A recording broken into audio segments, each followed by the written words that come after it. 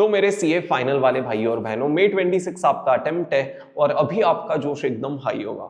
आप सोच रहे होंगे यार ऐसी पढ़ाई करेंगे ना कि इंस्टीट्यूट को फोड़ के रख देंगे, वो कैसा भी पेपर बना दे, हम घर से कुछ छोड़ के ही नहीं जाएंगे, तो फेल तो कैसे करके दिखा दे, हम तो एग्जामिनेशन लाकर ही रहेंगे।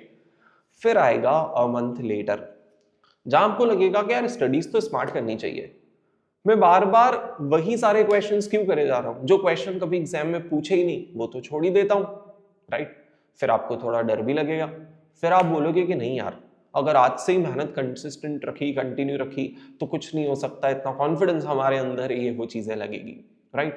फिर आएगा अ मंथ लेटर फर्दर, आपको लगेगा कि सर ऐसे कोई 125 जैसे आपने एलडीआर क्वेश्चन दिए थे, ऐसे कोई क्वेश्चन दे दो ना कि इंस्टीट्यूट हमें ना फोड़ पाए, एटलीस्ट हम इंस्टीट्यूट को फोड़े वो तो बात कहीं और ही चले गई, बट इंस्टीट्यूट हमें ना फोड़ दे अटेम्प्ट में, ऐसी कुछ कहानी बता दो सर, ऐसी कुछ स्ट्रैटेजी। और तब आपके डर का लेवल एकदम पीक पर होगा। ये आपकी नहीं, ये मेरी स्टोरी है भाई साहब। सीए फाइनल चीज ही वैसी है कि अगर आपने आपके 3 साल के दौरान क्लासेस वगैरह सब अच्छे से की है तो आपको एक एडिशनल सपोर्ट रहता है ड्यूरिंग दोस 4 मंथ्स। लेकिन अगर आपकी हालात मेरे जैसे हैं, जहां पे हमारे टाइम पे 8 सब्जेक्ट्स होते थे और उसमें से सिर्फ 2.5 सब्जेक्ट की क्लासेस मैंने ली थी, बचे हुए कितने हो जाते हैं 5.5 subject full self study, relying only on the books, not even watching YouTube, क्योंकि मेरे टाइम पे तो अंबानी जी का जियो भी नहीं था, राइट। मेरे अटेम्प्ट पास करने के जस्ट बाद उनका वो जियो वाला स्कीम आया था, राइट। सो जोक्स अपार्ट, मेरी ऐसी हालत थी, लेकिन आपकी हालत ऐसी नहीं होगी, राइट। ना ही आपको डर लगेगा अगर आज से आप वो प्लान फॉलो कर लेते हो जो मैं बताता हूं, राइट। भाई साहब ये वीडियो बहुत स्पेसिफिक हुआ, जहां एएफएम से रिलेटेड आपको कंप्लीट गाइडेंस मिल जाने वाला है, जहां हम 80 प्लस का टारगेट सेट कर हमारा मिशन May 26 हम लोग स्टार्ट करेंगे। बॉस बहुत हाई टाइम है, एएफएम का पेपर आप देख चुके हो, राइट। हालांकि ये मैं हर अपने क्लास और रिवीजन वीडियोस में बोलता हूं कि कॉन्सेप्चुअल क्लैरिटी टॉप नॉच चाहिए जो अपनी क्लास में है, लेकिन ऐसे इवेंट्स जो कल परसों एग्जाम में हुए वो मेरी बात को वैलिडेट कर देते हैं, तो मुझे ज्यादा खुशी होती है कि वाह यार, अपन जिस चीज की तैयारी एनीवेज भी कर रहे हैं वो तैयारी लोगों तक क्लेम करके बता सकते हैं कि नहीं भाई यही हमारा अप्रोच सही है और यही हमें अप्रोच रखना है। परफेक्ट। तो मेरी बात सुनो, अभी टाइम है, कुछ चीजें बताता हूं, स्पेशली डूज और डोंट्स, हमें क्या बातें ध्यान रखनी है पर्टिकुलरली एग्जाम के लिए, क्या नहीं करनी है, मतलब रिवीजन के दौरान, एग्जाम के लिए मींस रिवीजन के दौरान। पर्टिकुलरली एग्जाम हॉल में अगर बेस्ट स्कोर करना है तो क्या क्या चीजें हमारे हाथ में होनी चाहिए, वो प्री रिक्विजिट मैं आपके साथ शेयर करूंगा। और उसके बाद सबसे इंपॉर्टेंट रिवीजन का प्लानिंग, और उससे भी ज्यादा जरूरी उसका अप्रोच शेयर करूंगा, और मेरी साइड से क्या रिसोर्सेस आपके लिए अवेलेबल है। Free resources, paid resources, free PDF, everything that is available, ये इस वीडियो में हम लोग बात करेंगे, करेक्ट। तो आ जाओ मेरे भाई, सबसे पहले मैं आपको बता देता हूं प्री रिक्विजिट। अगर आप चाहते हो सर एग्जाम में मैं बेस्ट टू बेस्ट स्कोर करके बनाऊं, राइट, तो क्या प्री रिक्विजिट आपको पता है चाहिए। आपके पास मेरे भाई एक कंप्लीट मतलब जिसमें कुछ भी छूटा ना हो, ये बहुत बड़ी बात है। आप एक मटेरियल सेलेक्ट करो, राइट, मतलब आपके कॉन्सेप्ट्स नोट्स, आपके क्वेश्चन बैंक, आपके थियोरी नोट्स, आपसे एमसीक्यूज, ये चीजें एकदम कंप्लीट होनी चाहिए, एप्ट होनी चाहिए, at the same time precise भी होनी चाहिए, अननेसेसरी एक्स्ट्रा कंटेंट नहीं होना चाहिए। अगर ये चीज अगर आपके पास आज नहीं है तो आपकी फर्स्ट स्टेप ही गलत हो जाती है, क्योंकि अगर आप एक इनकम्प्लीट क्वेश्चन बैंक, जैसे कोई स्टूडेंट आया जो बोलता है सर मुझे तो मेरे सीनियर ने बोला स्टडी मटेरियल लगा दे भाई क्रैक कर लेगा, अरे 60 मटेरियल एएफएम में आपकी सिर्फ 60% प्रिपरेशन कंप्लीट करता है, बची हुई 40% preparation RTP MTP exam paper से आती है, जो क्वेश्चन ज्यादा इंटरेस्टिंग, ज्यादा ट्रिकी होते हैं, राइट। क्योंकि आपके उस सीनियर ने सिर्फ एक ही अटेम्प्ट दिया है, हमने एज ए टीचर कम से कम 15-20 अटेम्प्ट दे दिए ना अभी तक, तो हमको पता है कि एग्जैक्टली क्या मटेरियल रेफर करना होता है। तो आप मटेरियल जो रेफर कर रहे हो सबसे पहले इंश्योर करना वो कंप्लीट हो, उसमें कोई कॉम्प्रोमाइज नहीं चाहिए, उसमें सारे कॉन्सेप्ट्स हो, उसमें सारे क्वेश्चंस हो, उसमें थ्योरी का कोई पार्ट छूटा नहीं, उसके एमसीक्यूज भी सब कंप्लीट हो, ऐसा मटेरियल आपके पास होना चाहिए, राइट। अगर आपके पास नहीं है तो कैसे बिना पैसे दिए आप वो मटेरियल डाउनलोड कर सकते हो, वो भी सब कुछ मैं बताने वाला हूं, तो बने रहो। दूसरा, सर आप एग्जाम हॉल में जाओ उसके पहले आपके पास 2 चीजें होनी चाहिए, कॉन्सेप्ट्स की क्लैरिटी कि आपको सारी चीजें समझ में आ गई, और दूसरा उनका रिमेम्बरेंस। देखो मैं मगध वर्ड नहीं बोलूंगा क्योंकि समझ के पढ़ा है ना तो समझ तो गया, तो मगब तो नहीं है, लेकिन चीज याद तो रहना ही चाहिए ना। अल्टीमेटली कोई चीज समझ ली, लेकिन समझने के बाद भी याद रहेगा तो ही तो अपन रिप्रोड्यूस कर पाएंगे एग्जाम में, राइट। ठीक है सर, राइटिंग स्पीड और राइटिंग एक्यूरेसी ये दो बहुत इंपॉर्टेंट चीजें हैं भाई साहब। आप इधर कितनी भी मेहनत कर लो, ऊपर कितनी भी मेहनत कर लो, अगर सब सीखा हुआ एग्जाम के 3 घंटे में आप लिख ही नहीं पाए तो वो सीखना वेस्ट हो गया मेरे भाई, लिखना ना आने की वजह से। और लिख के जल्दी लिखा और अगर कोई मिस्टेक कर दी लिखने में तो वो भी सब वेस्ट ऑफ एफर्ट्स है। और उसके बाद आनी चाहिए आपको प्रेजेंटेशन स्किल। और एक और चीज आपको एग्जाम हॉल में जाते टाइम रेडी चाहिए, वो है प्रेशर हैंडलिंग और टाइम और एग्जाम का प्रेशर हैंडल कर पाना, राइट। ये चीज अभी थोड़ी सी सेकेंडरी है, ये चीज थोड़ी सी ऊपर लेवल की आ जाती है, सबसे ऊपर लेवल की आ जाती है ये वाली चीज। और ये तो आपको एक बार इंश्योर करना है, अगर सब्जेक्ट वाइज आपने बेस्ट मटेरियल चूज कर लिया तो आपकी लाइफ में प्रॉब्लम ही नहीं है, राइट। अब अपन वन बाय वन देखते हैं कि सर सबसे पहले तो मेरे डूज क्या होने चाहिए, जिसमें सबसे पहले नंबर पे आता है भाई मेरा रिविजन, राइट। सबसे इंपॉर्टेंट चीज जिसमें जो आपका सिग्निफिकेंट टाइम होने वाला है फॉर द रेस्ट 2-3 मंथ्स। भाई साहब आज अपनी डेट कितनी है, हमारे रिवीजन प्लानिंग के हिसाब से मान के चलते हैं 9 जनवरी को मैं ये वीडियो रिकॉर्ड कर रहा हूं। मई 26 में आपका पेपर है, स्टार्टिंग फ्रॉम द 2 मई। समझो आप ये वीडियो 10 या 15 जनवरी तक भी देखते हैं, जब भी आपके लिए देखते हैं आप उसके अकॉर्डिंग अपना टाइम फ्रेम एडजस्ट कर ले। पर एक चीज समझना, अगर आप सिंगल ग्रुप दे रहे हो मतलब we want to be more sure about passing the exam, क्योंकि ये ग्रुप हो जाएगा फिर नेक्स्ट ग्रुप का नंबर आएगा तो टाइम ज्यादा लग रहा है ना अपने को। कोई 2 ग्रुप दे रहा है तो वो थोड़ी सी रिस्क लेकर चलता है कि ठीक है यार ओवरऑल इतना सारा पढ़ना है कि हर चीज में इतना परफेक्शन, प्रिसीजन और गारंटी नहीं ला सकते हैं, लेकिन आप ला सकते हो आपका अगर सिंगल ग्रुप है, क्योंकि आपको नेक्स्ट एग्जाम पक्के से देना है फॉर द नेक्स्ट ग्रुप। हो सकता है जो बंदा आज दोनों ग्रुप दे रहा है उसको एक ही एग्जाम देना पड़े, राइट। हो सकता है वो दोनों पास हो जाए, वो एक पास हो जाए, या फिर हो सकता है उसको दोनों ही नेक्स्ट अटेम्प्ट में देना पड़ जाए। इसका एक अलग वीडियो हम लोग लेकर आ सकते हैं, अगर आपको मतलब है ना मल्टीपल प्लेसेस में आपको बताते जाऊंगा, आपको जो भी वीडियो की नीड हो आप मुझे बता देना। इसका एक अलग वीडियो बन सकता है, sir should we give both group, single group, वो एक अलग प्लान है, राइट।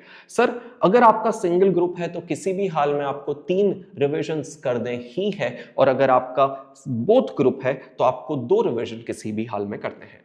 ये आपके दिमाग में बात बैठा लो, करेक्ट। ये किसको बोल रहा हूं मैं, वो वाले 1.5 डे को हटा देना। और दूसरा जो आपकी फर्स्ट रीडिंग होती है ना, जो आपने क्लासेस ली और क्लास के बाद उसी टाइम के दौरान जो आप क्वेश्चंस कंप्लीट करते हो, एक्सक्लूडिंग दैट ये सब आपको करना है। अगर आपने इस दौरान ही कोई क्लास ले ली, फॉर एग्जांपल फर्स्ट ग्रुप पे आपको 3 रिवीजन करना है, जिसमें फर्स्ट रिवीजन के दौरान आपने कोई क्लास ही ले ली, तो that can be assumed as first revision, क्योंकि आपके पास इतना टाइम ही नहीं रहेगा कि उसके अलावा आप 3 और रिवीजन कर पाओ। ठीक है जी, सॉर्टेड है। सर अगर रिवीजन के अप्रोच की बात करें, अगर आप सिंगल ग्रुप दे रहे हो तो आप 3 रिवीजन करोगे। फर्स्ट रिवीजन में भाई साहब आपको 95% चीजों को कवर करना है। मतलब सिलेक्टिव स्टडी फर्स्ट रिवीजन में किसी का करने का सोचा तो वो भाई साहब अभी ही खुद की तैयारी कर रहा है कि मुझे तो फेल ही होना है, राइट। 5% चीजें कौन सी छोड़नी, जो आपके टीचर ने स्ट्रिक्टली बोल दिया कि भाई ये तो आती ही नहीं है, तो सिर्फ एक्स्ट्रा बुक में रखने के लिए रखी है, राइट। ऐसी 5% चीजों का अपन मार्जिन लेके चल रहे हैं, आप वो छोड़ सकते हो। फर्स्ट रिवीजन में आपकी राइटिंग के ऊपर कमांड आने में टाइम लगेगा, आपके प्रेजेंटेशन पर फोकस रहेगा, इसीलिए 75% चीजें आप लिख के करोगे। सर क्या रीजन है? लिखने से रिमेम्बरेंस बढ़ता है, ताकि जब आप नीचे वाले रिवीजन पर आओगे तो आपको चीजें याद रह पाए, इसलिए 75% चीजें लिख रहे हैं। 75% चीजें लिखने से ट्रेडिशनल प्रेजेंटेशन में एक एडिशनल कंफर्ट आ जाता है, तो बाद में आने वाले टाइम पे हमें प्रेजेंटेशन का लोड नहीं लेना पड़ेगा आने वाले रिविजन्स में। सिमिलर नेचर जो इजी क्वेश्चन है वो 25% आप ऑडिट मत कर देना, कैल्सी पे सॉल्व करना। ये मत सोचना देख लिया, नहीं भाई कोई नहीं देखा। कैल्सी पे आंसर आया मतलब फाइनली आपने सॉल्व किया, कैल्सी में आंसर नहीं आया मतलब आपने उसको सॉल्व ही नहीं किया। ये बात मान के चलना, कोई खुद के साथ झूठ नहीं बोलेगा। डन, ठीक है सर। सेकंड रिवीजन में आप अपने कवरेज को 70% कर देना। सर कैसे करें 70%? भाई यहां पे से कुछ 25% चीजें होगी जो बहुत इजी नेचर की होगी, जो रिपीटेटिव नेचर की होगी, जो आपसे खुद से फर्स्ट टाइम में ही बन गई सर। उसमें तो मुझे सोचना ही नहीं पड़ा, खुद से लगाया, कोशिश करी और खुद से अपने आप ही बन गया वो क्वेश्चन। हाँ, तो वैसी 25% इजी रिपीटेटिव नेचर की आप छोड़ सकते हो, ताकि आप सेकंड टाइम में उनको पढ़ने का भी टाइम वेस्ट ना करें। उन पे क्रॉस लगा देना, ताकि अपने आप एक लिस्ट बन जाएगी। जो क्वेश्चन बच गए, जिन पे क्रॉस नहीं लगा, वो सब सेकंड टाइम वाले क्वेश्चन बन जाएंगे। मतलब ये फर्स्ट टाइम में ही आपको क्रॉस लगाते हुए चलना पड़ेगा कि हाँ, मैं सेकंड टाइम में नहीं करने वाला हूं। सेकेंड टाइम में 70% क्वेश्चन अपन करेंगे। उन 70% क्वेश्चन जो भी आप करोगे, उसके सिर्फ 50% क्वेश्चन लिख के करोगे और 50% बचे हुए बिना लिखे करोगे। अगर आपको लगे कि हाँ सर, लिखते लिखते मुझे बहुत कंफर्ट आ गया, मुझे कोई टेंशन ही नहीं है, तो कर देना इसको 40, कोई टेंशन नहीं, और उसको 60 कर देना। लेकिन किसी भी हाल में सेकेंड टाइम में भी सारे क्वेश्चन कैलसी पे तो होना ही चाहिए, राइट? मतलब जो आप लिख के नहीं कर रहे हो वो भी कैलसी पे तो होना ही चाहिए। ये वाले 70% क्वेश्चंस। थर्ड रिवीजन में आप अपने कवरेज को 50% रख के रखेंगे। सर 50% क्यों रख के रखना, कॉन्फिडेंस से 40 नहीं कर सकते? एक्चुअल में क्या होगा, एफएम में वैरायटी है। आप जो 50% क्वेश्चन करोगे ना, तो वो 50% वैरायटी के क्वेश्चन तो हो गए। अब जो बचे हुए 50% आपने नहीं किए, उसमें भी कुछ कुछ छोटे छोटे कॉन्सेप्ट होते हैं जो अगर आपने यहां रिवाइज नहीं किए ना, तो आपको एग्जाम में याद नहीं आएंगे। तो मैंने आपका कवरेज ज्यादा रखा है, लेकिन उसमें proportion to be done by writing in the notebook कर दिया सिर्फ 30%। मतलब सिर्फ 50% चीजें आप कवर करोगे, राइट, और उसमें भी सिर्फ 30% लिखोगे। बचे हुए 70% कैलसी पे कर देना, क्योंकि यहां ऑब्जेक्टिव वापस बार बार प्रेजेंट करना नहीं है एक ही चीज को। हमारा ऑब्जेक्टिव है कंफर्ट लाना उस कॉन्सेप्ट पे, उसके किसी ट्रिकी पॉइंट पे, उसके किसी फॉर्मूला पे, उसके किसी हिडन एडजस्टमेंट पे। तो वो कैलसी पे करने से भी कंफर्ट आ जाएगा, फाइनल आंसर आया तो। यहां जब आप 70% क्वेश्चन रहेंगे जो अनमार्क्ड है, जिस पे आपने क्रॉस नहीं लगाया, जब आप इनको सॉल्व करेंगे तो कुछ क्वेश्चन आप और हैं वापस जो खुद से सॉल्व कर पाएंगे सेकंड रिवीजन में। अब आपको अगर ऐसा लग गया कि हाँ भाई ये मेरे क्वेश्चन खुद से सॉल्व हो गया, ना तो इसमें कोई ऐसी एम्बिग्विटी थी, ना ही कोई हिडन एडजस्टमेंट था, ना ही कोई पॉइंट ऑफ लर्निंग था, तो उसको आप वापस क्रॉस मत कर दे, ताकि नेक्स्ट बार में आपके पास सिर्फ 50% क्वेश्चन ही बच जाए थर्ड रिवीजन के टाइम पे, जो आपको पता है मुझे सिर्फ इतना ही देखना है, एक्स्ट्रा क्वेश्चन पढ़ के टाइम वेस्ट भी नहीं करना है। अब यहां मैं आपको एक ट्रिक बताता हूं। आपको ऐसा लगे कि सर 50 क्वेश्चन नहीं आइडेंटिफाई कर पा रहा हूं क्योंकि हर क्वेश्चन में कुछ ना कुछ पॉइंट है, तो यहां आप क्या करना, 70% क्वेश्चन करते टाइम सेकेंड रिवीजन में किसी क्वेश्चन का जो भी ट्रिक है, नया पॉइंट है, हिडन एडजस्टमेंट है, पॉइंट ऑफ लर्निंग है, वहां उस क्वेश्चन में नोट डाल के ऐसे करके अपने हाथ से लिख देना। फायदा यह होगा कि जब आप ये वाले क्वेश्चन 50% करोगे, उस नोट को अगर आपने सिर्फ पढ़ भी लिया ना मेरे भाई, सिर्फ पढ़ भी लिया ना कि हाँ इसमें ये हिडन एडजस्टमेंट है, तो आपको क्लिक हो जाएगा। जैसे फॉर एग्जांपल एक पर्टिकुलर फ्यूचर्स का क्वेश्चन है, या फिर आपको एकदम से ऐसे याद नहीं आएगा, एक पर्टिकुलर फ्यूचर्स का क्वेश्चन है फॉर एग्जांपल, राइट? आपको वो वाला क्वेश्चन याद है जहां पे 4 मंथ का फ्यूचर है, अभी आपकी पढ़ाई में आगे आ जाएगा डेरिवेटिव में। 4 मंथ के फ्यूचर है जिसकी एक्सपायरी 4 महीने बाद है, लेकिन उसकी मदद से हेज करते हैं हम सिर्फ 3 महीने के लिए, एक पर्टिकुलर क्वेश्चन है, राइट? तो वहां पे अगर आपने सिर्फ इतना सा नोट भी डाल दिया ना कि 4 महीने के फ्यूचर्स की मदद से 3 महीने की हेजिंग करना है, मतलब एक्सपायरी के पहले सेटल करना है, सिर्फ इतना सा नोट डाल दिया ना, तो नेक्स्ट रिवीजन में आपको ऑटोमेटिकली क्लिक हो जाएगा कि अरे अच्छा भाई ये वो वाला क्वेश्चन है जिसमें ये चीज ध्यान रखना है। उस क्वेश्चन की पॉइंट ऑफ लर्निंग अगर आपने लिख दी, तो आपने ये खुद के दिमाग को समझा दिया कि इस क्वेश्चन ने मुझे पर्टिकुलरली क्या सिखाया। ये पता है क्या कर रहा है, ये आपको नए क्वेश्चन एग्जाम में कर पाने के लिए केपेबल बना रहा है। मैं आपको नए क्वेश्चन का स्टोरी भी बताऊंगा, गिव मी 5 मिनट्स में आपको बताऊंगा पेपर का एनालिसिस क्या रहा, राइट? ज्यादा डिटेल नहीं जाएंगे, सिर्फ 2 मिनट, करेक्ट?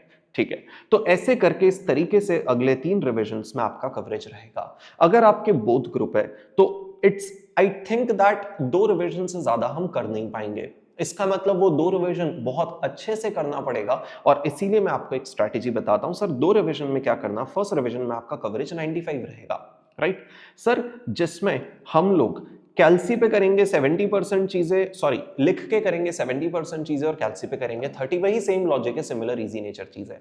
यहां आप मार्क करते चले जाना कि कौन से इजी नेचर के क्वेश्चन है जो आप खुद से कर पाए, तो सेकंड रिवीजन में हमारा कवरेज रहेगा 70%। लेकिन इस बार लिखने में थोड़ा सा हम एडजस्टमेंट बिठाएंगे, क्योंकि प्रेजेंटेशन का कंफर्ट हमें ये 40% क्वेश्चन करके ही आ जाएगा, तो 40% क्वेश्चन आप सेकंड टाइम में लिख के करेंगे और 60% क्वेश्चन आप कैलसी पे कर देंगे। लेकिन कैलसी पे आंसर आना चाहिए, बात आपको इंश्योर करनी है, अदरवाइज आप मान के चलो आपने वो किया ही नहीं, आप वो छोड़ रहे हो, करेक्ट? ये तरीके से अगर आपने रिवीजन प्लान किया तो आपका ऑटोमेटिकली मेरे भाई पूरे एएफएम में एंड तक कॉन्फिडेंस लेवल बरकरार रहेगा। ये तो हो गया सर कितना कितना लिख के करना है, कितना रीड करके करना है। इन सबसे ज्यादा जरूरी बात आती करना कैसे है। पूरे एएफएम का जो सबसे इंपॉर्टेंट पॉइंट आता है ना मेरे हिसाब से वो ये है, जो क्वांटिफाई वर्ड्स में मतलब ऐसे नंबर्स में क्वांटिफाई नहीं होता, इसलिए आपको सुन के एकदम आउट ऑफ द बॉक्स नहीं लगता, लेकिन ये अप्रोच अगर आपने फॉलो किया ना भाई, आप खुद को केपेबल बनाओगे नए क्वेश्चंस के लिए। और क्लास स्टूडेंट्स, हमने अप्रोच क्लास में फॉलो किया है। रिवीजन करते टाइम आपको ऑब्वियसली कॉन्सेप्ट तो पूरा समझना ही है, मतलब फर्स्ट रिवीजन और सेकंड रिवीजन में भी पूरे के पूरे कॉन्सेप्ट समझना है, मतलब पूरे के पूरे कॉन्सेप्ट्स भी रिवाइज करना है, राइट। इनफैक्ट मेरा तो मानना है थर्ड रिवीजन में भी अनलेस आपको बहुत ही कॉन्फिडेंस हो कि हाँ सर बिल्कुल इन एंड आउट दिमाग में याद ही है मेरे, तो भी उस कॉन्सेप्ट को देख तो लेना, राइट। मतलब आपको कॉन्सेप्ट तो रिवाइज करना ही है। कॉन्सेप्ट को रिवाइज करने के साथ साथ उस कॉन्सेप्ट को रिवाइज करने के साथ साथ कॉन्सेप्ट के टाइम पे इमेजिन भी करना पड़ेगा कि इस पे किस टाइप का क्वेश्चन आता है, क्वेश्चन का पैटर्न क्या चल रहा है इसमें। ऐसा नहीं कॉन्सेप्ट पढ़ लिया और उसका क्वेश्चन से लिंकेज नहीं बिठाया, वो लिंकेज बिठाना पड़ेगा कि हाँ भाई ये कॉन्सेप्ट पढ़ा, अब इस पे किस टाइप का क्वेश्चन आता है वो आपको सोचना पड़ेगा थोड़ा सा रुककर, राइट। जैसे फॉर एग्जांपल फॉरवर्ड की मदद से आपको हेजिंग करनी है, करेंसी फॉरवर्ड, तो आपको पता होना चाहिए कि हाँ भाई एक 0 पॉइंट पे स्पॉट रेट है, आज मैंने कुछ एक्सपोर्ट किया, उसका पैसा आएगा 3 महीने बाद, तो 3 महीने बाद का एक्सपेक्टेड स्पॉट है, 3 महीने बाद का फॉरवर्ड है, इस टाइप से क्वेश्चन बनेगा, करेक्ट। सिमिलरली जब आप क्वेश्चन पे जाएंगे तो क्वेश्चन में पढ़ते टाइम उसमें कौन सा कॉन्सेप्ट लग रहा है आइडेंटिफाई करेंगे, उस कॉन्सेप्ट का फॉर्मूला आइडेंटिफाई करेंगे, उसकी स्टोरी आइडेंटिफाई करेंगे और उस क्वेश्चन को उस कॉन्सेप्ट में फिट करेंगे, ताकि हाँ भाई ये चीज पढ़ी है कॉन्सेप्ट में और ये क्वेश्चन ऐसा और इस तरीके से फिट हो रहा है, जो डेटा गिवन है वो कॉन्सेप्ट में इस तरीके से फिट हो रहा है और उसको ऐसे सॉल्व करेंगे।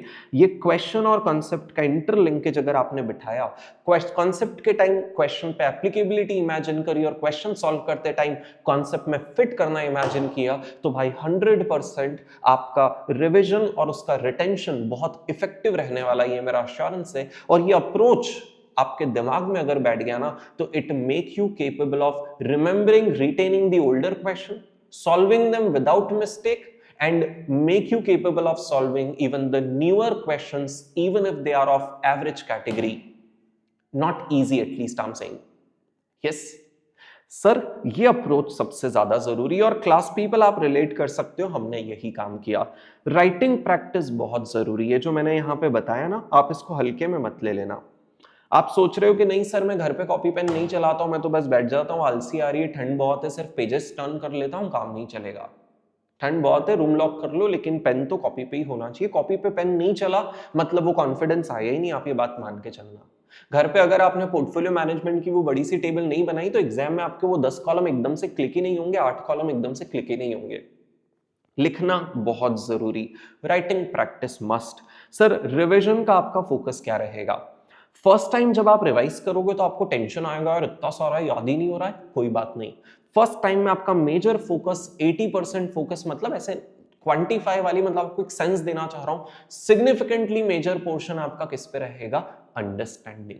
मान के चलो आपको तो याद ही नहीं करना है, सिर्फ 20% फोकस रिमेम्बरेंस पे रहेगा, आपके 3 रिविजन्स है तो, राइट। सेकंड रिविजन में आपको क्या हुआ, चीजें समझ तो आई गई थी, वापस जो चीज थोड़ी सी भूल गए वही समझना पड़ेगी, बाकी तो कनेक्टेड हो। तो अंडरस्टैंडिंग पे फोकस 40% हो जाएगा, लेकिन फिर मेजर फोकस किस पे शिफ्ट हो जाएगा? उस चीज को रिटेन करने में, याद करने में, राइट। जो प्रैक्टिकल सब्जेक्ट में बहुत ज्यादा नहीं है, अगर आपने फेट ऑफ फॉरवर्ड कॉन्ट्रैक्ट समझ लिया, वो इमेजिन कर लिया, तो ऑटोमेटिकली जैसे फॉर एग्जांपल अपने आउटनोट से मैं आपको दिखाऊं, जैसे चलो यही वाला कॉन्सेप्ट ले लो, आज ही इंग्लिश बैच में मैंने सिखाया। जैसे आपको एक बार ऑल्टरनेटिव टू दिमाग में बैठ गया, कॉन्सेप्ट समझ में आ गया कि भाई जब से चीजें कांस्टेंट होती है उसके 1 साल पहले अपन आकर चीजों का वैल्यूएशन करते हैं, करेक्ट। अब एक बार ये याद हो गया ना, आप इसको भूलोगे नहीं, it is the power of your pictorial memory. आप ऑटोमेटिकली नेक्स्ट टाइम में उसको समझ में तो आ ही गया, उसको रिमेम्बरेंस करने का भी ज्यादा एफर्ट नहीं, क्योंकि वो प्रैक्टिकल सब्जेक्ट है, मामला इजी है। ये थियोरी जो एएफएम की थियोरी है और थियोरी सब्जेक्ट्स है उस पे ज्यादा काम करेगा। सर थर्ड केस में अंडरस्टैंडिंग मतलब और ही कम, मेनली रिमेम्बरेंस का एलिमेंट आ जाएगा, क्योंकि थर्ड रिवीजन में आते आते आपको पता है कौन से क्वेश्चंस प्रॉब्लम देंगे जो एम्बिगुअस थे? जिनमें वो लॉजिक नहीं लग रहा है, याद करना पड़ रहा है, जिसमें कोई हिडन एडजस्टमेंट है जो भूल जा रहे हैं, ट्रिकी सा है सर, जिसमें कोई पर्टिकुलर फॉर्मूला है अजीब सा, वो फॉर्मूला याद नहीं रख पा रहे, इसीलिए रिमेम्बरेंस का एफर्ट यहां ज्यादा रहेगा सर। ये आपका इस तरीके से रिविजन फोकस होना चाहिए। अगर आप 2 रिविजन कर रहे हो तो मान के चलो फर्स्ट टाइम में अंडरस्टैंडिंग में 70% एफर्ट लगाना और याद करने में थोड़े ज्यादा लगाना, क्योंकि 2 ही मौके मिलेंगे याद करने के, राइट। फिर सेकंड टाइम पे आप मान के चलो अंडरस्टैंडिंग 30% हो जाएगा और रिमेम्बरेंस आपका 70% हो जाएगा अगर आप 2 रिविजन करते हो तो। सर सीक्वेंस क्या होनी चाहिए? फर्स्ट रिवीजन आपका पूरा आउटनोट्स के अकॉर्डिंग होना चाहिए। क्यों? क्योंकि आपने चीजें उसी तरीके से पढ़ी है। मतलब अपना जो सीक्वेंस है ना, starting with basics, then equity business valuation, then M and A fixed income, यही सीक्वेंस, राइट। सेकंड और थर्ड रिवीजन में आते आते आप चाहो तो सीक्वेंस चेंज कर सकते हो, जो मैं स्ट्रिक्टली सजेस्ट करूंगा। क्या होता है ना, जब आप आज पढ़ाई एएफएम लेते हो, 10 दिन का टारगेट है, तो शुरू के पेपर आपके बहुत अच्छे, आप शुरू के टॉपिक्स अच्छे से प्रिपेयर करते हो। डेरिवेटिव फॉरेक्स तक आते आते उसको छोड़ देते हो, क्योंकि पता चल जाता है कि भाई एफआर का टाइम जा चुका है, जा रहा है, मेरे को तो अगला सब्जेक्ट करना है। तो अगर फर्स्ट रिवीजन में यहां से सीक्वेंस ली, तो सेकंड रिवीजन में सीक्वेंस रिवर्स कर दो। पर रिवर्स में ऐसा मत करना पहले फॉरेक्स फिर डेरिवेटिव, वो साथ में होता है ना। तो सेकंड रिवीजन में पहले डेरिवेटिव कर लेना फिर फॉरेक्स कर लेना, मतलब क्लब्ड चैप्टर तो साथ में ही उठाना, फिर पोर्टफोलियो कर लेना, फिर इक्विटी बिजनेस वैल्यूएशन एमएनए, इस टाइप से बिठा लेना, नीचे वाले चैप्टर पहले कर लेना रिवीजन में। तो ओवरऑल पूरे सब्जेक्ट में आपका कंफर्ट बना रहेगा। ये चीज याद रखना। ये छोटी छोटी ट्रिक्स है जो आपको किसी भी चैप्टर को छोड़ने से, डर लगने से बचाती, कि हाँ भाई एंड तक उस चैप्टर से डर नहीं लग रहा है मुझे। Perfect sir. अब एक इंपॉर्टेंट चीज बताता हूं, खुद के एलडीआर्स शॉर्टलिस्ट करना स्टार्ट कर देना। जैसे समझो अपनी बुक में लगभग मोटा मोटी 490 500 समथिंग क्वेश्चन है other than MCQs. First time में जब आप रिवाइज करोगे, राइट, जैसे मैंने आपको यहाँ पे बताया सेकंड टाइम सिर्फ 70% करना है, तो 500 का 70% होता है 350। मैंने गलती से यहाँ 300 लिख दिया, तो आप 300 से 350 की रेंज में आप देख लेना कि कौन से क्वेश्चन मुझे छोड़ने हैं जो सेकंड टाइम तक मुझे लेकर जाने हैं। फिर मैंने सेकंड उसमें बताया कि आपको 50% करना है, मतलब अराउंड 250, राइट। मैंने यहां लिख दिया 200। तो आप देख लेना वो कौन से 250 200 क्वेश्चन होंगे जो आप थर्ड रिवीजन तक लेकर जाओगे, जिसको आप थर्ड रिवीजन में भी रिवाइज करोगे, करेक्ट।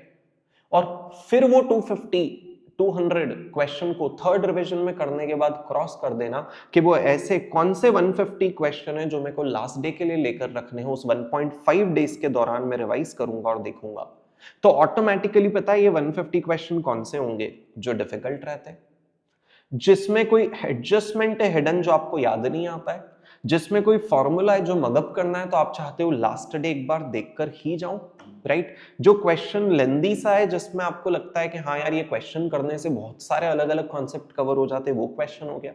मतलब सारे इजी और आपसे बन पाने वाले क्वेश्चन ऑटोमेटिकली पहले एलिमिनेट हो जाएंगे और सिर्फ ऐसे क्वेश्चन बचेंगे।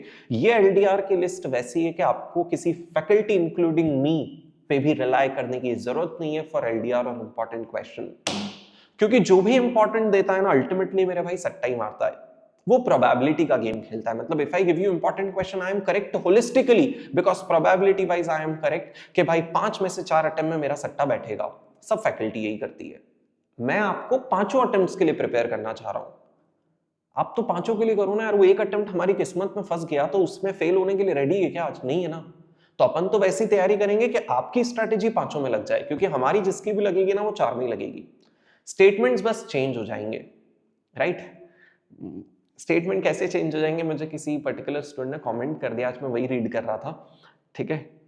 It relates to some other faculty which is why I can not say it, but it was very funny, ठीक है। फैकल्टी के स्टेटमेंट चेंज हो जाते हैं पेपर चेंज होने से, ठीक है। अब मेरी बात सुनो, ये अपने को जो पूरी तैयारी करना है, जिसमें मैं मेनली इसमें ये मान लो इस पूरे टॉपिक में रिविजन्स जो आप कर रहे हो, ये जो रिविजन को अपन ने टाइम अलॉट किया है, इसमें एमसीक्यू थ्योरी सब आ गया है, पूरे एएफएम के कंप्लीट रिविजन आ गया है, करेक्ट। अब मेरी बात सुनो, पर्टिकुलरली कॉन्सेप्ट्स और डिस्क्रिप्टिव प्रैक्टिकल क्वेश्चंस के लिए मेरी साइड से क्या क्या रिसोर्सेस अवेलेबल है। अपने को मेरे भाई इंश्योर करना है ये सब करने के साथ साथ कि कॉन्सेप्ट्स की क्लैरिटी है, बहुत इंपॉर्टेंट। मतलब अगर चीजें हवा में हो ना तो कॉम्प्रोमाइज मत करना, आज से ही वो डिटेल्ड यूट्यूब रिवीजन देख लेना, मैं 100% गारंटी देता हूं कॉन्सेप्ट्स की क्लैरिटी 10 on 10 हो जाएगी। Perfect sir. कॉन्सेप्ट की क्लैरिटी होने के साथ साथ उसका क्वेश्चन पे एप्लीकेशन भी आना चाहिए। कॉन्सेप्ट कितने अच्छे से भी सीख लो, लेकिन क्वेश्चन पढ़ते टाइम अगर कनेक्ट नहीं कर पा रहे उस कॉन्सेप्ट में और डेटा फिट नहीं कर पा रहे उसकी स्टोरी में, उसकी टाइमलाइन में, उसके फॉर्मूले में, तो सब वेस्ट है, राइट? इसमें कोई कॉम्प्रोमाइज नहीं। आज अपने पास ये टाइम है, इसीलिए मैं आपको ये ऑप्शन दे रहा हूं कि इफ नीडेड आपके पास चॉइस है, आपके पास आज टाइम है। आप चाहो तो एग्जाम ओरिएंटेड बैच जो अराउंड 120-130 आवर्स का बैच होगा, और या फिर पावर बैच जो अराउंड 80 आवर्स का बैच है, ये बैच लेकर आज आप चीजें इंश्योर कर सकते हो। ठीक है, आप फिगर आउट कर लो। It's not about compulsorily taking it, लेकिन अगर नहीं है तो आज वो अपॉर्चुनिटी हमारे पास है। दोनों ही बैचेस में कॉन्सेप्ट सिखाए जाते हैं, दोनों ही बैचेस में क्वेश्चन कराए जाते हैं। डिफरेंस छोटा सा है, इस बैच में थोड़े से कम क्वेश्चन करते हैं और इस बैच में थोड़े से ज्यादा क्वेश्चन करते हैं। इस बैच में कॉन्सेप्ट लिखते भी हैं, इस बैच में कॉन्सेप्ट सिर्फ लिखे हुए होते हैं लेकिन समझते हैं। समझने में कोई कॉम्प्रोमाइज नहीं है। अगर आपका कंफर्ट 10% है सब्जेक्ट में तो this is the batch you should go. अगर आपका प्रेजेंट कंफर्ट 30-40% तक है तो this is the batch you can go with. ठीक है, अगर आपका कंफर्ट 60-70% है फिर भी this is the batch you can go with. क्यों? क्योंकि आपके कॉन्सेप्ट इतने क्लैरिटी से रिवाइज होंगे और उसका एप्लीकेशन आपको इतने अच्छे से समझ में आएगा कि आपको लगेगा कि हाँ भाई अब मुझे एएफएम में कॉन्फिडेंस है। खत्म। ठीक है, नेक्स्ट, रेगुलर बैच स्टूडेंट्स को जो कॉन्सेप्ट नोट्स दिए जाते हैं और जो क्वेश्चन बैंक दिया जाता है, same concept note question bank PDF Telegram channel पर अवेलेबल है। आप डाउनलोड करके वहां से वो चीज यूज कर सकते हो। कॉन्सेप्ट नोट्स का एग्जांपल मैंने आपको जस्ट अभी दिखाई दिया। और क्वेश्चन बैंक हमारा कहां गया, एक सेकेंड। क्वेश्चन बैंक का this is the photo as a saying. इसमें सब है भाई, compilation of RTP, MTP, exam paper, study material, हर चीज। मतलब इसके बियॉन्ड आपको कुछ भी रेफर नहीं करना है, ये दोनों चीजें आपके पास अवेलेबल है। डन। सॉरी, हाँ, अरे वो एबीसी एनालिसिस वाला वीडियो है, मैं आपको बताऊंगा इसके बारे में, है ना। पहले मेन चीज पे आता है। Done sir. इसके अलावा आपको May 26 के लिए particularly I will come up with this video और PDF both called as new question by ICI, जिसमें पुराने 6 अटेम्प्ट्स के सारे नए क्वेश्चन, सिर्फ नए आरटीपीज, एमटीपीज और एग्जाम पेपर के हम कंपाइल करके आपको दे देते हैं। तो जो भी मटेरियल आप रेफर कर रहे हो, मेरा कर रहे हो, किसी और का कर रहे हो, जो भी कर रहे हो, उसके साथ अगर आपने ये वाली फाइल कर ली ना, अज्यूमिंग आपके फैकल्टी ने पुराने सारे क्वेश्चन कवर्ड रखे हैं उनकी बैच दिन तक के, तो उसके बाद के सारे नए क्वेश्चंस यहां मिल जाएंगे और आप अपनी एग्जाम के लिए पूरे सेट हो, पूरे रेडी हो। इसके अलावा नई बुक खरीदने की आपको जरूरत ही नहीं है। सर चैप्टर वाइज एकदम डिटेल्ड कॉन्सेप्ट के रिवीजन है। अगर आपको लगे कि सर चीजें आती है, बैच वैच खरीदने की नीड नहीं है, लेकिन फिर भी मैं चाह रहा हूं कोई यूट्यूब वीडियो मिल जाए जिसमें मेरा एकदम फ्लो बन जाए, रिदम बन जाए, तो कॉन्सेप्ट चैप्टर वाइज का बहुत शानदार रिवीजन मिलेगा, आपको मजा आ जाएगा, right. In chapter wise concept में कॉन्सेप्ट डिटेल्ड मैनर में रिवाइज किए लेकिन क्वेश्चन नहीं किए। आप जो भी चैप्टर पढ़ रहे हो उसके पहले इस कॉन्सेप्ट को देख लो, उस कॉन्सेप्ट के वीडियो पूरा देख लो और उसके बाद चैप्टर पढ़ो, आपको बहुत जल्दी कनेक्ट करेगा वो, राइट। सर कॉन्सेप्ट और क्वेश्चंस के मैराथन अवेलेबल है पूरे के पूरे एएफएम के, राइट। वो भी आप रेफर कर सकते हो अगर साथ में क्वेश्चन का एप्लीकेबिलिटी चाहिए तो। उसमें कॉन्सेप्ट थोड़ा सा कम लेवल पर समझा है लेकिन साथ में क्वेश्चन भी समझा दिया, right. Even this can do. And at last is super 125 LDR question का वीडियो। सर अब मेरी बात सुनो, यहां क्या हुआ, मैंने आपको बोला आप खुद अपने एलडीआर बनाओ, लेकिन क्या होता है ना, सब बच्चे स्ट्रैटेजी फॉलो नहीं कर पाते क्योंकि एफर्ट टेकिंग है ना, और रेडीमेड चीजें खाने में सबको मजा आता है। तो फिर उस केस में मुझे अपना एलडीआर वीडियो और उसका पीडीएफ लाना पड़ता है। वो सितंबर 25 अटेम्प्ट के लिए, Jan 26 अटेम्प्ट के लिए बनाया था, जो 100% May 26 के लिए एप्लीकेबल है। वो एलडीआर वीडियो में अराउंड 130 to 150 क्वेश्चंस होंगे कैटेगरी ए के, सॉल्व है। और वो पीडीएफ अगर आप सॉल्व करते हो तो आपको सिग्निफिकेंट लेवल ऑफ कंफर्ट आ जाता है एकदम सुपर फास्ट मैनर में। मैं आपको एक आइडिया दे देता हूं क्या हुआ। Jan 26 एग्जाम 118 मार्क्स में 38 मार्क्स का नया पेपर आया, राइट। 80 मार्क्स का पेपर देखा हुआ था, लेकिन स्टूडेंट फिर भी इतना क्यों डर गया पता है? क्योंकि अगर देखे हुए में भी इजी आया ना, वो 56 था। नए वाले में, नए क्वेश्चन में जो इजी आता है वो भी डर आता है, नए वाले में जो एवरेज आता है उससे तो डर लगता ही, और नए में डिफिकल्ट तो अपन मान के ही चलते हैं, होगा ही नहीं। सर देखे हुए क्वेश्चन में भी एवरेज और डिफिकल्ट क्वेश्चन से थोड़ा डिस्कंफर्ट एग्जाम में आ जाता है। तो ओवरऑल एक स्टूडेंट का जो डिस्कंफर्ट जोन था, हालांकि पेपर टफ सिर्फ इतना था एवरेज इतना था, लेकिन ओवरऑल साइकोलॉजिकल डिस्कंफर्ट क्योंकि एग्जाम में प्रेशर होता है वो हो गया सर ये पूरे मार्क्स का, विच इज अराउंड 62 मार्क्स। तो आप ऐसा मत सोचना सर 56 तो है ना करके आ जाता हूं, भाई 56 उन 6 क्वेश्चंस में बिखरे हुए रहते हैं ना। तो अब कोई आप एक क्वेश्चन छोड़ोगे, for example 6th question option में छोड़ा, तो उसमें जो 6 मार्क्स का आपका आता है वो भी आप छोड़ दोगे, इफेक्टिवली तो आप 48 ही कर पा रहे हो ना, समझ रहे हो। हालांकि यहां आपको पॉइंट्स बटोर पाओगे, राइट। मेरा पॉइंट ये था कि आप जो स्ट्रेटेजी अपन बना रहे हैं, जो अपन अप्रोच फॉलो कर रहे हैं, चलो डिफिकल्ट क्वेश्चन छोड़ दो, बट आप एवरेज जो अपनी बुक के क्वेश्चन देखे हुए हैं वो 100% कर पाओगे। हालांकि डिफिकल्ट भी कर पाओगे, बट मैं तो कंजर्वेटिव आपको बता रहा हूं, एवरेज भी कर पाओगे और नया इजी 100% कर पाओगे यार। इतना केपेबल अपने को बनना है, और ये भी कर पाना हमारा अप्रोच 100% होना चाहिए। इतना केपेबल आपको वो अप्रोच अपने बुक्स, अपने लेक्चर्स बना देगी। मैं सिर्फ एक लास्ट कैटेगरी छोड़ के चल रहा हूं कि नया भी आ गया और उसमें भी डिफिकल्ट आ गया, तो चलो ठीक है भाई ये छोड़ दिया, तो उतना तो आप मान के चलना।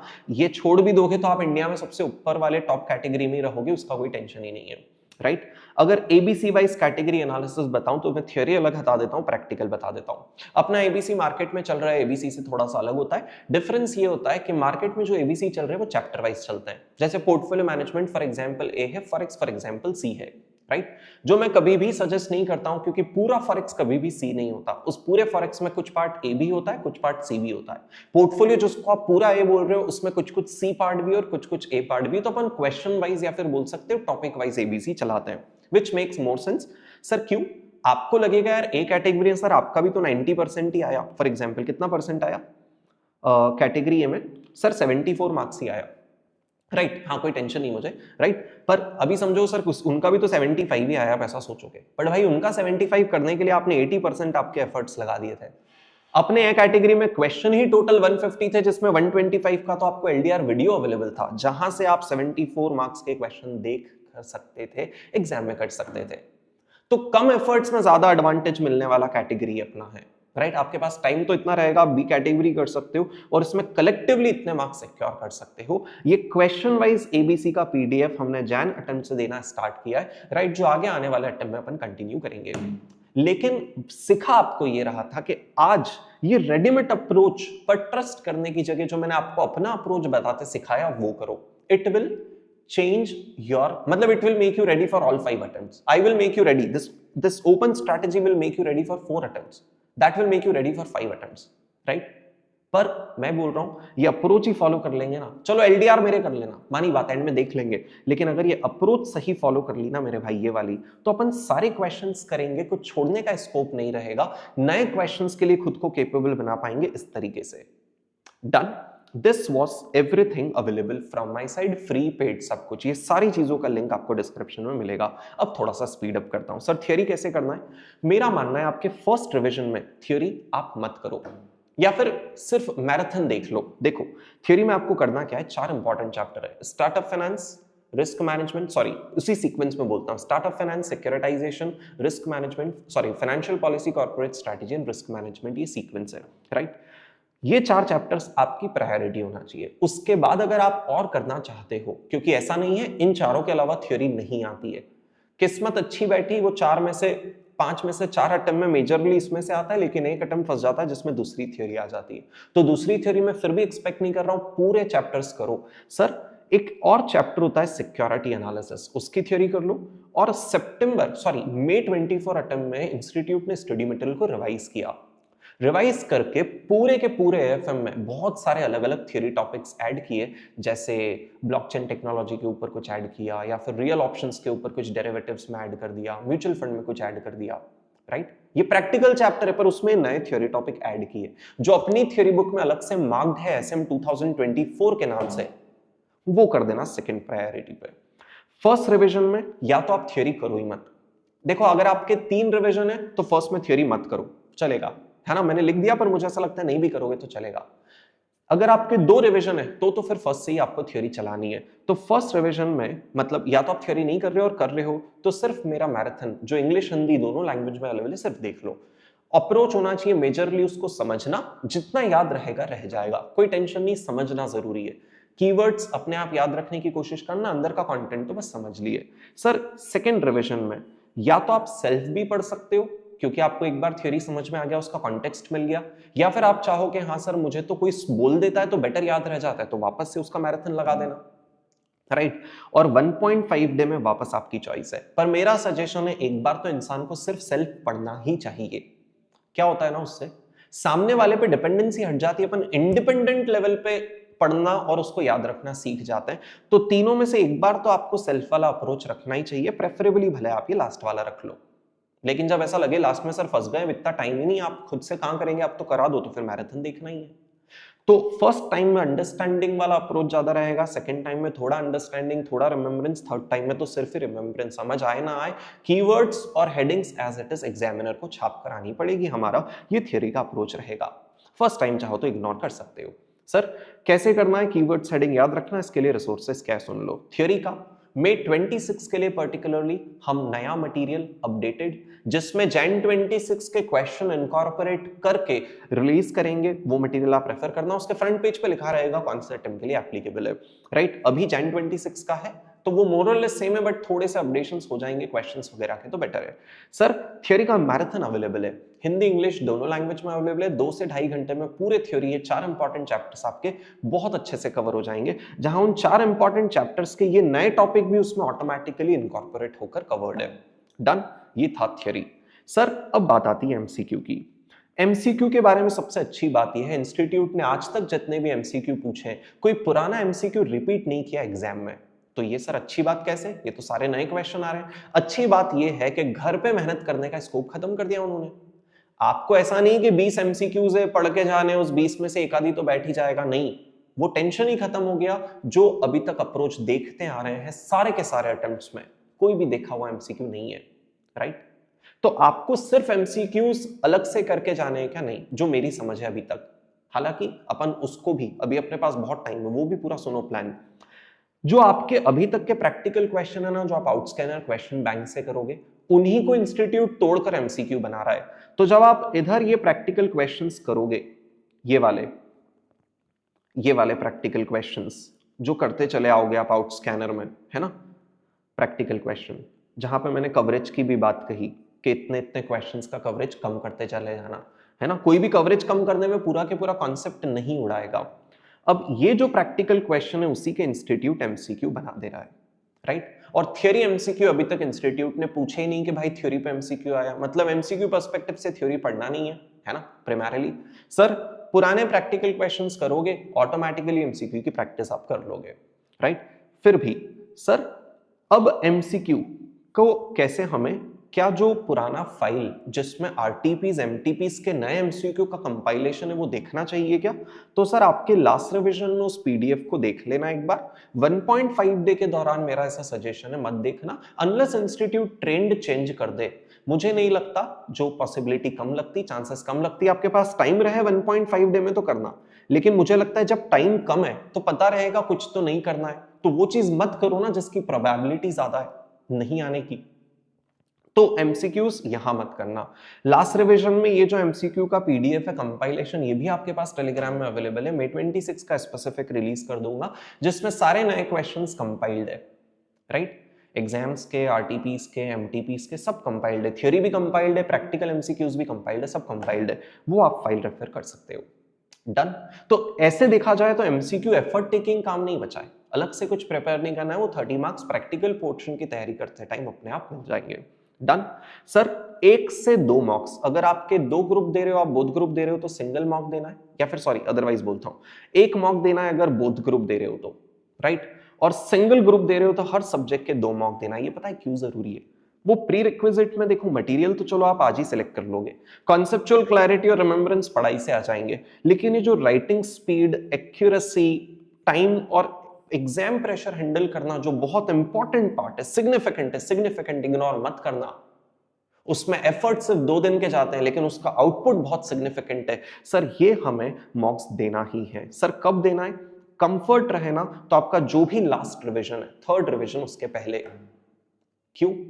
क्योंकि एंड मोमेंट पे देंगे कॉन्फिडेंस हिल सकता है, तो लास्ट रिवीजन के पहले अपने को मार्क्स देने का ट्राई रखना है। अगर आपके 3 रिवीजन है तो, अगर आपके 2 रिवीजन है तो सेकंड रिवीजन के बाद मॉक दे देना, बाद में 1-2 दिन का मार्जिन रख लेना कि जो टॉपिक्स नहीं पढ़े या फिर मॉक्स में जो नहीं बने वो टॉपिक्स में अलग से कवर कर पाऊं, तो कॉन्फिडेंस बरकरार रखना कि हो जाएगा मैनेज, राइट। एक रैंकर्स जो अपनी क्लास के थे, काफी रैंकर्स ने सिर्फ एक ही मेन बात मुझे बोली है, सर कंसिस्टेंसी हमारी अच्छी थी। अगर हम 10 घंटे पढ़ रहे हैं तो it is okay, we do it for 10 hours, but we do it every day. ऐसा नहीं किसी दिन 15 पढ़ा, किसी दिन 2 पढ़ा, थर्ड डे पढ़ा ही नहीं, राइट। ये बात ध्यान रखना। अब कुछ डोंट्स बता देता हूं और ये वीडियो खत्म हो जाएगा। सुन लो, वीडियो सॉरी एक्सटेंडेड था लेकिन बहुत हेल्पफुल रहा होगा, this is what I believe. Sir focusing, देखो आप अगर पढ़ाई करते टाइम, रिवीजन करते टाइम ये सोचे कि हाँ मेरा आंसर आ गया, चलो मैं नेक्स्ट क्वेश्चन लगा देता हूं, भाई आप सबसे बड़ी मिस्टेक कर रहे हो। आंसर आना अपना बाय प्रोडक्ट है, उस क्वेश्चन की लर्निंग क्या थी वो सीखे बिना अगर आप आगे बढ़ गए तो यू आर मिस्टेकन, आपने अप्रोच ही गलत रख लिया। आपकी किस्मत अच्छी रही, सेम क्वेश्चन आया आप छाप दोगे, लेकिन थोड़ा भी कुछ ट्वीक आ गया, जो इंस्टीट्यूट की आदत है, मैं आपको 5 एग्जांपल अभी के अभी स्पॉट पे बता सकता हूं ट्वीक के, including 2 questions of this particular attempt, आप नहीं कर पाओगे, ठीक है। सर इंपॉर्टेंट और एलडीआर क्वेश्चन अगर किसी ने फर्स्ट या सेकंड रिवीजन में ही सोच लिया, वो भी बहुत बड़ी मिस्टेक कर रहा है। हमारे पास टाइम ही ऐसा मैनेज करना है कि फर्स्ट और सेकंड रिवीजन में जो फैकल्टीज के इंपॉर्टेंस और एलडीआर से उनको नहीं देखना है, वो 1.5 डे के होते हैं, या फिर मैक्सिमम अगर हालत खराब है तो उसके एक जो पहले रिवीजन हो रहा है, या तो आपका सेकंड वाला लास्ट रिवीजन होगा या थर्ड वाला लास्ट रिवीजन होगा, उसमें देखना है। सर जिस स्टूडेंट ने क्वेश्चंस को ऑडिट किया, सॉल्व नहीं किया, सिर्फ देख लिया, वो बहुत बड़ी गलती कर रहा है, वो प्लीज एक्सपेक्ट मत करना खुद से। सर अगर आप थ्योरी इग्नोर कर देते हो तो बहुत बड़ी गलती, जब प्रैक्टिकल पेपर बैंड बजाता है तो थ्योरी आपको हेल्प करता है, और वैसे भी अगर 4 मार्क्स का थ्योरी हर क्वेश्चन में मोर और लेस आ ही रहा है, तो आप घर से क्या 16 मार्क्स का, 14 मार्क्स में क्या 10 मार्क्स का ही पेपर दोगे क्या? हर क्वेश्चन 14 का है, 4 का थ्योरी है, तो सिर्फ 10 में से ही लाके दिखाओगे नहीं। और सर मटेरियल प्लीज चेंज मत करना, ये वो गलतियां हैं आप करके। आज अगर आप एक मटेरियल चूज कर लो, अगर मुझ पे ट्रस्ट है, फॉर एग्जांपल आपने हमारा आउटनोट्स और आउटस्कैनर ले लिया, उसमें आप प्रिंट निकलवा के चीजें लिखोगे, बार बार उसी से रिवाइज करोगे, दिमाग में वो चीजें बैठने लगती है। मटेरियल अपने को किसी भी हाल में चेंज नहीं करना है। आपकी फैकल्टी का मटेरियल चूज कर रहे हो, उस पर कॉन्फिडेंस है, उसको कंटिन्यू करो, चेंज नहीं करना। Done. So this is what if you do, if you follow. Boss video detailed था, टाइम लग गया, I am really sorry for that, but अगर आप आने वाले 4 महीने किसी चीज को दे रहे हो ना, तो उसके लिए 40 मिनट्स का वीडियो वर्थ है, that I can tell you. Perfect. So ये भाई सब स्ट्रैटेजी थी। 80+ का टारगेट हमें करना है, हैप्पीली मस्त रहकर, शानदार रहकर पढ़ाई करना है, और कंसिस्टेंटली पढ़ाई करना है। अगर आज से ये काम किया तो उस आखिरी वाले 1 महीने में अपने को टेंशन नहीं आएगा। Yes, so thank you so much for watching up this video. Let's meet back again. एक एंड में रिक्वेस्ट है, आप अगर कोई पर्टिकुलर रिवीजन वीडियोस देखना चाहते हो, जैसे फॉरेक्स या फिर डेरिवेटिव या फिर ऐसी कोई चीजें आप मुझसे एक्सपेक्ट कर रहे हो, तो do let me know in the comment section, I will help you out with that, ठीक है। क्योंकि मेरा मन है इस बार मैं फ्रेश रिवीजन लेकर आऊं, चैप्टर वाइज, जिसमें कॉन्सेप्ट भी समझाऊं, क्वेश्चन भी करवाऊं। तो अगर आप वो रिवीजन वीडियोस मुझे इंग्लिश लैंग्वेज में चाहते हो, जो मैंने प्रीवियस अटेम्प्ट में I have done it in full English language, you let me know, I will make that for you. All right. Thank you so much. Let's meet back again in another video.